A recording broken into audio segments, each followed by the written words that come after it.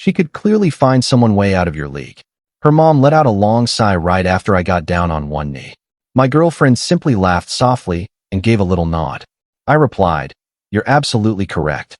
I closed the ring box, walked out of the restaurant, and had every lock on the house replaced that same night. The following morning, she returned to find her belongings packed in boxes on the lawn along with a short message. Go find that upgrade. Hey everyone, before we continue with the story, if you enjoy these kinds of real-life tales, please hit that subscribe button and drop a like. It really helps. Thank you. I once viewed my relationship with Chloe as though it were a fledgling business venture. You invest heavily at the beginning, endure the early deficits, grind through endless long hours just to keep everything running, all while believing that one day the venture will grow up, the timing will improve, and you'll finally get your payoff. The payoff I wanted had nothing to do with cash. It was simply mutual respect. A genuine team. I was labeled the reliable choice. That's exactly how her mother, Linda, described me during our very first meeting. She didn't lower her voice. She announced it while enjoying a glass of wine I'd purchased inside the house whose mortgage I was covering. Chloe requires security, Linda declared, scanning me from head to toe as if I were a second-hand sedan with too many miles. You're extremely steady, Mark. You're secure. Every girl deserves a dependable landing spot once the excitement phase ends. Back then I interpreted it as an odd kind of praise. At 28, I earned a solid six-figure salary in supply chain operations and owned my own property. I assumed secure translated to husband potential. I didn't understand that secure really meant walking wallet with a heartbeat. Over 3 full years, I single-handedly bankrolled the entire Chloe enterprise. I cleared her $12,000 credit card balance because the pressure was supposedly stifling her artistic side. I handled payments on her leased vehicle since she insisted a certain luxury make was essential for projecting professionalism in her role as a freelance digital marketing strategist, a position that, from what I observed, mostly drained our joint finances. Yet the true extra person in our partnership wasn't some other guy. It was Linda, a resentful ex-wife who approached matrimony like a high-stakes bargaining session. She'd wed a rich husband, divorced him, exhausted the divorce payout, and now chased her dreams of elite living through her daughter. And Chloe? She lived in constant fear of displeasing her. If Linda claimed the ocean was purple, Chloe would start dyeing the curtains violet. Red flags were visible everywhere. Roughly 4 weeks prior to the big night, I dragged myself home exhausted after a 14-hour workday. There they were, Chloe and Linda, surrounded by glossy bags from upscale department stores in my own living room. Well, the little drone has returned, Linda remarked without lifting her eyes from the cashmere shawl she was trying on. Hi, honey, Chloe said casually. She stayed seated. Mom's vehicle is in for repairs, so I invited her to eat with us tonight. Also, we charged everything to your Amex. Mine was giving me trouble. Trouble meant maxed out. How much this time? I asked while setting my keys on the counter. Stop acting like a calculator, Mark, Linda shot back. It's very unattractive. A real gentleman wants his lady to shine. Your wardrobe is so plain. Surely you don't want Chloe dressing like she's stuck in your income bracket? I glanced at Chloe. I waited for her to stand up for me. I waited for the words. Mom, Mark busts his back for us. Enough already. Instead, Chloe just smoothed the shawl around her mother's shoulders. Mom has a point, Mark. You could loosen up on the negativity a bit. We're just enjoying some quality mother-daughter time. I forced the fury down. I convinced myself it was temporary tension. I convinced myself that once the engagement was sealed, everything would change. I'd become the official husband, the leader of our home, and Linda would fade into the distance. What a fool I was. I chose her 27th birthday for the proposal. I committed fully. The ring I selected cost more than the car I drove in college, a platinum setting with a diamond big enough to need its own insurance policy. It pushed my budget hard, but I wanted to drown out Linda's voice echoing in my mind. I wanted jewelry that shouted, I'm more than reliable. I'm accomplished. I reserved a table at La Fleur, the most snobbish French place downtown. Bookings required a 3-month wait. Jacket and tie mandatory. That evening I felt jittery. The ring box felt like a live grenade in my pocket. But when I arrived and stepped out to give the keys to the valet, I spotted Chloe waiting. She had company. Linda stood right beside her, wearing an evening dress even more extravagant than Chloe's. Surprise! Chloe exclaimed as I approached. Mom felt lonely tonight, and I couldn't bear leaving her alone eating frozen food on my special day. I asked them to set an extra place. My heart sank. Chloe, this was planned as an intimate evening. Just you and me. Linda moved closer and patted my face with perfectly polished fingers. Calm down, Mark. Don't be so territorial. You'll have her forever in your dull little future. Give me one evening. I turned to Chloe. She flashed that familiar begging expression. The same look she gave when she overspent or broke a commitment. Please, babe. Don't spoil the mood. Mom is really looking forward to it. All right, I muttered. All right. Dinner went downhill starting with the first course. Linda griped about our seating position. She rejected the bottle of wine. A $200 vintage. Claimed it tasted off. It didn't. She controlled every topic, rambling about her ex's new partner, how cheap she looked, and how Chloe was meant for bigger things. I sat quietly, drinking only water, listening to them map out a glamorous life that I financed, but clearly wasn't welcome to join emotionally. Finally, the dessert cart rolled over. That was my signal. I'd prearranged for champagne. I inhaled deeply. I reached inside my jacket. My fingers trembled just a little. Chloe, I began. The talking ceased. Chloe's eyes grew large. She understood. We've shared 3 years together. I continued, voice tight. You mean everything to me. I want us to create something lasting. Something real. I rose to my feet. I drew out the plush case. I dropped to one knee on the polished stone floor. The entire dining room hushed. Several nearby patrons let out soft gasps. I lifted the lid. The stone sparkled under the crystal lights. Stunning. Chloe, I said, gazing upward. Will you be my wife? 3 long seconds of quiet. Chloe stared at the diamond. A smile began to spread across her lips. She looked joyful. Then a deep, dramatic exhale sliced the air. Linda. She reclined in her seat, arms folded, eyeing the ring with clear disinterest and faint contempt. Seriously? She announced. Her tone carried across the room. Not quiet. Theatrical. Right now? In this place? I froze. Linda, come on. I'm only speaking the truth, darling, she answered, shifting her attention solely to Chloe and pretending I wasn't there. Just look at him. Look at all of this. She waved a lazy hand toward me kneeling there. Is this truly your endgame? You're only 27. You're at your peak. She sipped her wine and dropped the final blow. You could aim so much higher than him. You deserve someone who matches your energy, Chloe. Not someone who just keeps the spreadsheet tidy. I remained on my knee. Shame flooded through me like freezing rain. I looked up at Chloe. This was the decisive instant. All she needed to say was, Mom, be quiet. I love him. All she had to do was accept the ring. Chloe glanced at her mother, then at the diamond, then at me, and she let out a little giggle. Not anxious. Collusive. She pressed her fingers to her lips, shook her head slightly, and glanced back at Linda. Mom, you're terrible, Chloe said with a grin. She never said yes. She never told her mother to back off. She faced me again, cheeks pink, but not from shame on my behalf. Sweetie, she whispered sharply. Stand up. You're making me look ridiculous. Mom's got a point. Maybe we should hold off. We're not really ready yet, right? We should probably discuss your long-term goals first. She checked Linda's face for approval. Linda lifted her glass in a quiet cheers. Something deep inside me broke. Not with noise. Not with shouting. More like a massive vault door closing and bolting forever. The haze lifted. I truly saw them both. I saw the tens of thousands spent, the emotional energy drained, the nonstop belittling, the reliable choice tag. I saw 2 leeches in expensive outfits living off someone they openly despised. I felt no sorrow. Just clarity. You're correct, I stated. Chloe blinked. Excuse me? I stood. I didn't bother dusting my trousers. I shut the ring case with a sharp snap. You are completely correct, Linda, I announced, voice even, clear, and loud enough for surrounding diners to overhear. She absolutely deserves better. I returned the box to my pocket.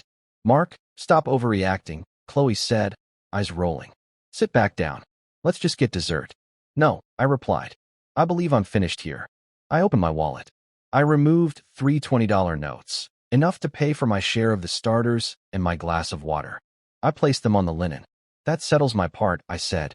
Enjoy the rest of your birthday, Chloe. I turned and walked toward the exit. Mark.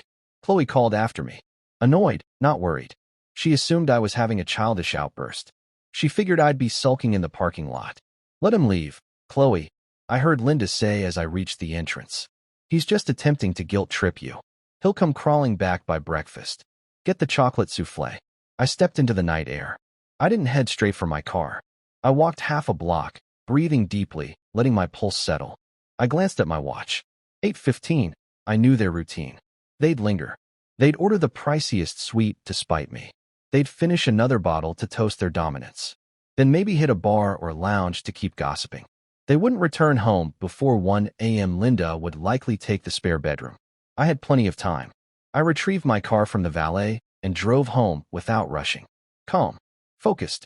When I reached my house, the one I purchased 3 years before meeting her, I didn't collapse in tears. I went directly to the garage, grabbed industrial trash bags, and began. Bathroom first. Her creams, her collection of styling tools, the cosmetics that permanently marked the vanity. Everything swept into a bag. No care for organization. No padding for breakables. If something shattered, so be it. Next, the bedroom. Her wardrobe. The heels I'd been pressured to purchase. The dream board nailed to the wall showing private jets and villas, but zero photos of us. All stuffed inside bags. I labored nonstop for 2 hours, drenched in sweat, powered by icy determination. I hauled 12 heavy bags to the front porch and arranged them in a tidy row. Then I entered the guest room. Linda's travel bag from her previous visit was still there. I tossed it on the heap. At 10:30, I dialed a 24-hour locksmith service. Emergency rekeying, I explained. I'll cover the rush fee. The technician arrived in under 20 minutes. Big guy named Mike. He glanced at the mountain of bags, then at me. Rough evening? He asked. The roughest, I answered. Or possibly the greatest. Still deciding. While he replaced the locks, I sat at the kitchen table composing the message. 5 versions. I wanted to write a full indictment. Every cent spent, every insult endured, every reason she was toxic. But then I recalled Linda's words. He's just trying to manipulate you. He'll be begging. Showing any feeling would only feed their narrative. Rage meant I cared. Grief meant I was weak. I chose invisibility. I grabbed a black marker and a piece of spare cardboard from one of her shoe boxes. 3 simple words. Go find better. Mike completed the job. I handed him $350 cash. You own the place? He asked, passing me the fresh keys. 100%, I confirmed. Title and my name alone. She was only a tenant. Smart, Mike said, nodding toward the pile. Best of luck, man. I secured the note to the middle bag with tape. I switched off the porch light, stepped inside, and turned the new deadbolt. The solid click sounded more satisfying than any ring ever could. I grabbed a cold beer from the fridge and sat in the darkened living room. My phone lit up at 11:45. Chloe. Multiple missed calls. Texts. This is so immature. Come get us. Mom's car is still in the shop and rideshares are crazy expensive right now. I stared at the messages. The former version of me would have apologized immediately. The former me would have driven back, tail between legs, begging forgiveness for ruining her celebration. I blocked her number. Then Linda's. Then her sister's. Then her closest friends. I remained in the quiet house. For the first time in 3 years, the atmosphere felt pure. I drifted off on the sofa. I woke around 2 a.m. to furious banging and yelling. The frantic cries of someone who suddenly discovered the cash machine was permanently offline. Mark, open up. All my things are sitting out here. You have no right. Chloe's voice, and behind it Linda's piercing screech. I warned you. He's unhinged. Call the cops. I remained still in the darkness, eyes on the ceiling, listening to their tantrum against the sturdy door and gleaming new lock. I didn't respond. I didn't move.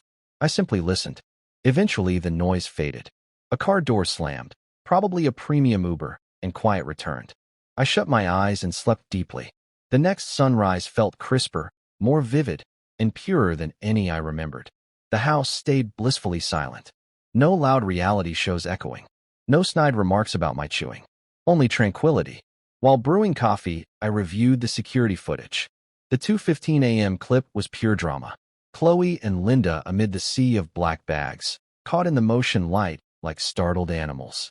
Linda jabbing a finger at the door, face twisted in fury, audio barely capturing the shrieks. Chloe wept, not the delicate tears she once used for gifts, but messy, swollen-faced crying. Eventually, they crammed the 12 bags into what appeared to be an oversized rideshare and disappeared. No remorse touched me. It felt more like I'd successfully removed a parasite. I headed to the office early.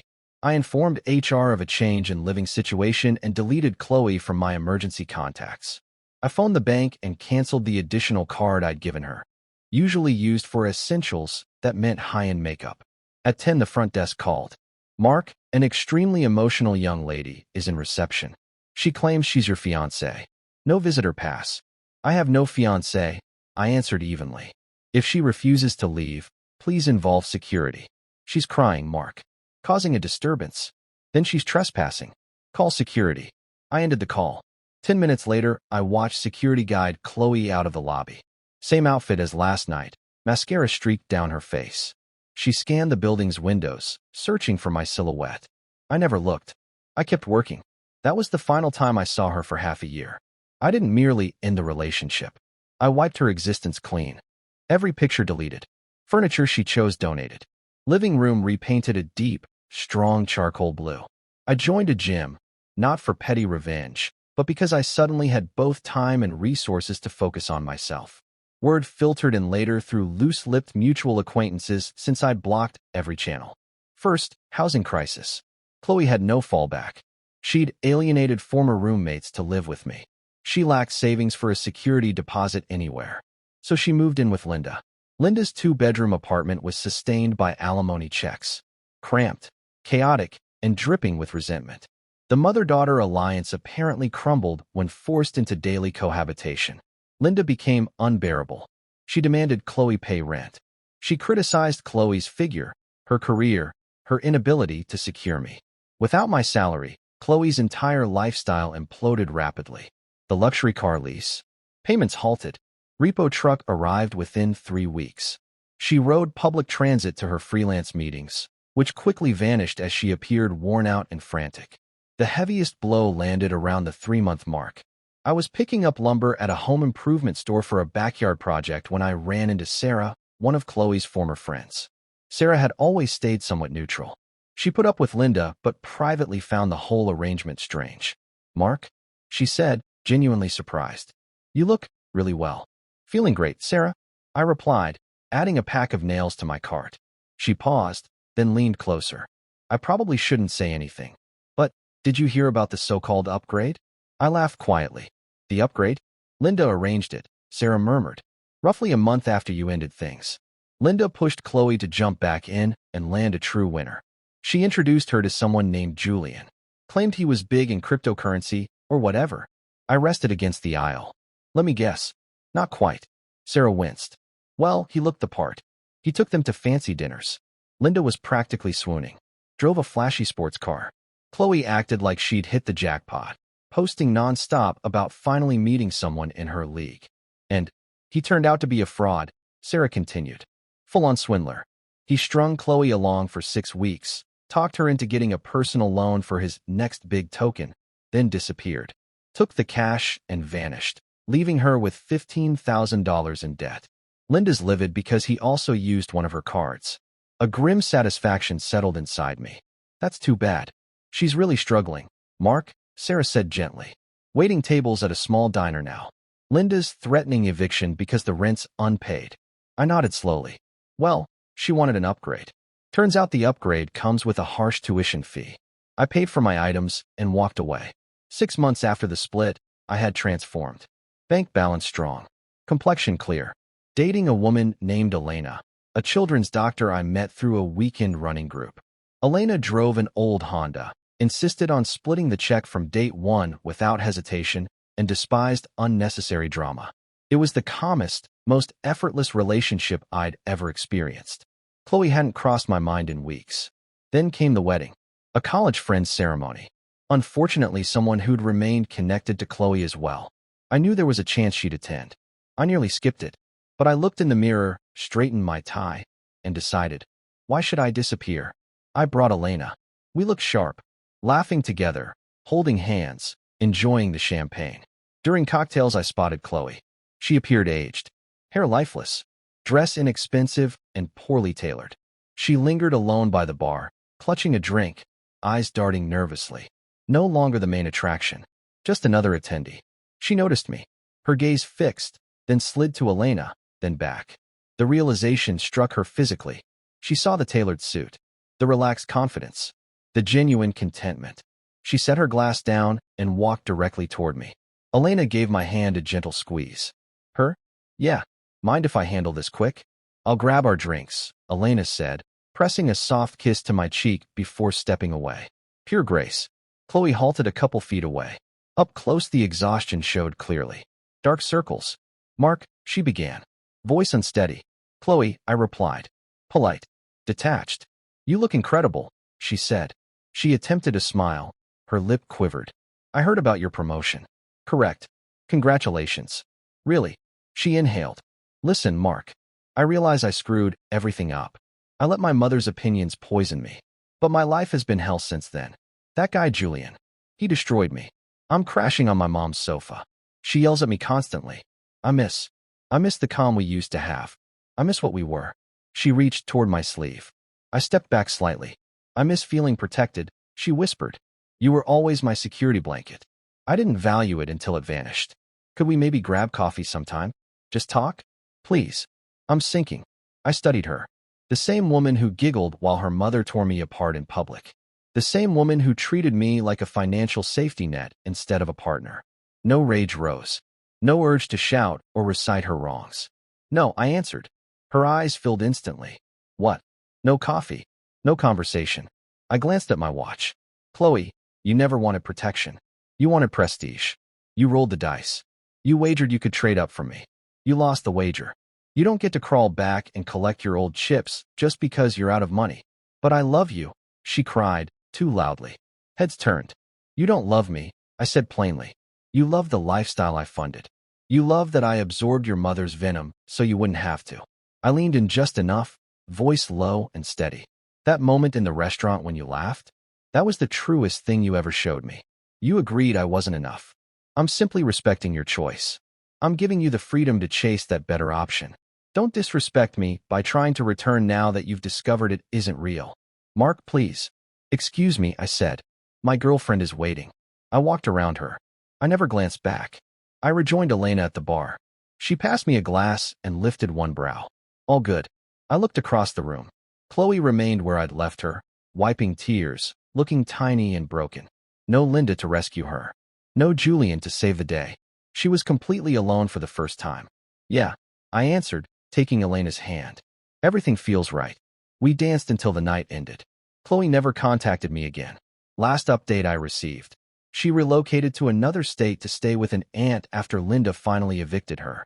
As for the ring, I returned it the morning after the incident. The refund became the down payment on an investment condo. It nets $1,200 monthly after expenses.